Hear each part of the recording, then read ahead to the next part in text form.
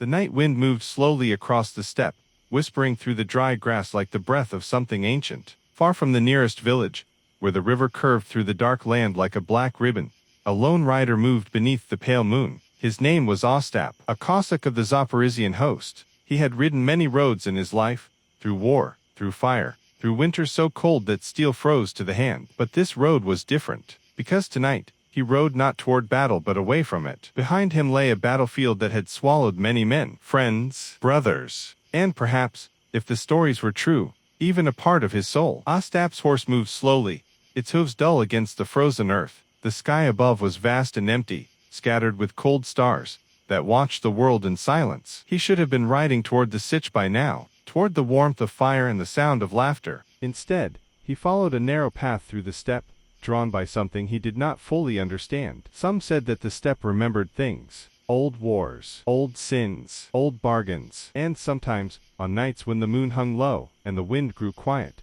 those memories walked again. Ostap reached the edge of a small ravine, where an old oak tree stood alone. The tree was ancient, twisted. Its branches clawed at the sky like black bones. The Cossacks had a saying about trees like this: never rest beneath them, never sleep beneath them, and if you see a light there at night, ride the other way. But Ostap was tired, so tired that even the warnings of old men and wandering monks meant little to him now. He dismounted. The horse snorted uneasily. The wind had stopped. The world had grown very still. Ostap leaned against the trunk of the oak and closed his eyes. For a moment, there was nothing, only the quiet breathing of the steppe. Then a voice spoke behind him, soft, amused. "You look like a man who has lost something." Ostap's eyes opened. He turned slowly and saw a stranger standing beneath the tree. The man was dressed like a nobleman from another age. A dark velvet coat, silver rings on every finger, a thin smile that seemed far too calm for the empty wilderness. His hair was black as ink, and though the night was cold, he wore no cloak. Ostap studied him carefully. In the steppe, strangers rarely appeared without reason. "Who are you?" the Cossack asked. The man tilted his head slightly, as though considering the question. "A traveler," he said. "Like you." Ostap said nothing. The stranger's eyes gleamed faintly in the moonlight. "You fought today," the man continued. "I could smell the smoke from many miles away." The Cossack's hand moved slowly toward the hilt of his saber. "You speak like someone who watched." "Perhaps I did." The stranger smiled again. "But war is such a predictable thing, isn't it?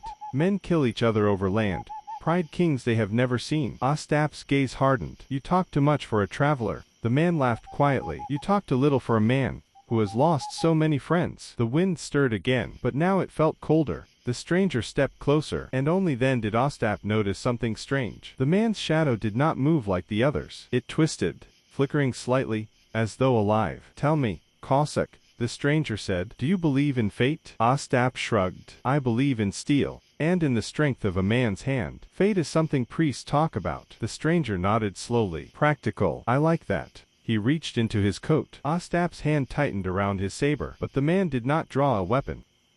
Instead, he produced a deck of old cards, worn, dark, the edges yellowed with age. The stranger fanned them out with a graceful flick of his wrist. "Do you play?" he asked. Ostap frowned. "Cards. Now." The stranger's smile widened. "Why not? After all, life itself is only a game." The wind whispered through the branches above them. Somewhere far away, a wolf howled. Ostap studied the cards. Then the man holding them. "You came all this way," the Cossack said slowly, "to play cards with a tired soldier." The stranger leaned closer. His voice lowered. "No. I came to offer you something." Ostap felt the air grow heavier. The steppe itself seemed to listen. "What kind of offer?" The stranger turned one of the cards. The image on it was strange. "A crown. Burning. A second chance," the man said. Ostap's eyes narrowed. "Men who offer second chances usually want something." "Oh yes," the stranger replied calmly. "They always do." The cards shifted in his hand like living things. "You see, Ostap," the Cossack froze. "I never told you my name." The stranger's eyes glimmered. "No, you didn't." Silence fell between them. The stranger slowly folded the deck. "In this world," he said quietly, "every man eventually reaches a moment when fate offers him a choice." Ostap felt the weight of the night pressing against his chest. "What choice?" The stranger raised two hands. In the first, the deck of cards spread open like a fan. In the second, something far stranger appeared. A tiny figure, no larger than a sparrow. It looked exactly like Ostap. The miniature figure struggled weakly, as though trapped inside invisible glass. The Cossack's breath caught. "What trick is this?" The stranger's voice remained calm. "No trick. This is your soul." The tiny figure moved again, Ostap could see fear in its face. You lie. The stranger shrugged. Perhaps. He slowly closed his fist around the tiny figure. Not tightly, just enough. The miniature Ostap gasped silently. You fought bravely today, the stranger continued, but bravery does not stop death. Sooner or later the war will take you. Ostap said nothing. He knew that much was true. The stranger lifted the other hand. The cards shimmered in the moonlight. But tonight, he said, you have an opportunity. A game. If you win, the cards folded back into the deck. You walk away, rich, untouched by death. Your story continues. Ostap's eyes narrowed. And if I lose? The stranger's smile returned. Slow, patient. He slowly closed his fist. The tiny figure vanished. You won't need to worry about wars anymore. The steppe fell silent again. The wind had died completely. Even the horse stood frozen, ears pressed back. Ostap looked at the stranger, then at the deck of cards. The old oak tree creaked softly above them. Somewhere in the darkness, the wolf howled again. The Cossack exhaled slowly. All men die, he said. Yes, but not all men choose how. The stranger nodded approvingly. A wise thought. So, he spread the cards one final time. The shapes looked darker now, older, like relics from another world. What will it be, Cossack? Your soul, or the game? Ostap stared at the cards. The moonlight flickered across their surfaces. For a long moment, neither man moved. Then the Cossack stepped forward, and reached out his hand toward the deck. The stranger's smile widened. Far out in the steppe, the wind finally returned, and the ancient oak tree groaned softly in the darkness. Because somewhere between heaven and hell, a game had just begun. The steppe was silent. Not the gentle silence of a calm night, but the heavy stillness that comes when the world itself seems to be listening. Ostap stood beneath the ancient oak. Across from him, the stranger waited. The deck of cards rested in the man's pale hand, spread like dark wings. The Cossack studied him carefully. Now that he looked closer, the truth became clearer. The stranger's eyes held a strange light, like embers hidden beneath ash. And when he smiled, the air itself felt colder. Ostap had heard many stories in his life. Stories told around fires. Stories whispered by old men who had seen too much. And every one of those stories described a man exactly like this. The devil rarely came as a monster. He came as a gentleman. Well, the stranger said softly, have you decided? The deck of cards shimmered faintly in the moonlight. Ostap looked down at his hands. They were scarred from battle. Steel had lived in those hands for years. Yet tonight, no sword could help him. Only chance. Or fate. The Cossack slowly reached forward. I will play. The stranger's smile widened. Of course you will. He gestured toward the ground. A small wooden table appeared where nothing had stood before. Two chairs formed from twisting shadows. The cards slid across the table by themselves. The wind moved through the oak branches above them. Simple rules, the stranger said. 3 rounds. If you win more than I do, you walk away rich beyond any Cossack's dream. And if I lose? Ostap asked. The stranger tilted his head. You already know the answer. The Cossack sat down. The chair felt solid enough, but the ground beneath it seemed deeper than it should have been, as though the earth itself had opened slightly. The stranger dealt the cards. They moved through his fingers with unnatural grace. Ostap glanced at his hand. Strange symbols stared back at him. Crowns, knives, black suns. This is not a game, I know, the Cossack muttered. The stranger chuckled. Of course not. These cards are older than your empire. The first round began. The devil played calmly, patiently. Every move seemed certain. Ostap watched carefully. He had spent half his life gambling with soldiers and mercenaries. He knew how men behaved when they thought they were winning, and the stranger behaved exactly like that. Confident, relaxed, certain, too certain. Ostap placed his final card. The wind rustled through the branches. The devil leaned forward and slowly turned the last card on the table. For the first time that night, his smile faded. The Cossack had won, only slightly, but enough. The stranger studied the cards again, then looked at Ostap with new interest. Interesting. You learn quickly. The second round began. The wind grew stronger now. Clouds passed slowly across the moon. The shadows around the table stretched and twisted like living things. The devil played more carefully this time. His fingers moved faster. His eyes watched every small movement of Ostap's hands. But the Cossack did not rush. He had learned something important in war. Victory rarely belonged to the strongest man. It belonged to the calmest one. Card by card, the round unfolded. The tension grew thicker. Even the horse standing nearby refused to move. Finally, the last card fell onto the table. Silence followed. The devil turned the card, then leaned back slowly. Another loss. Now the smile was gone completely. His eyes burned brighter. You surprise me,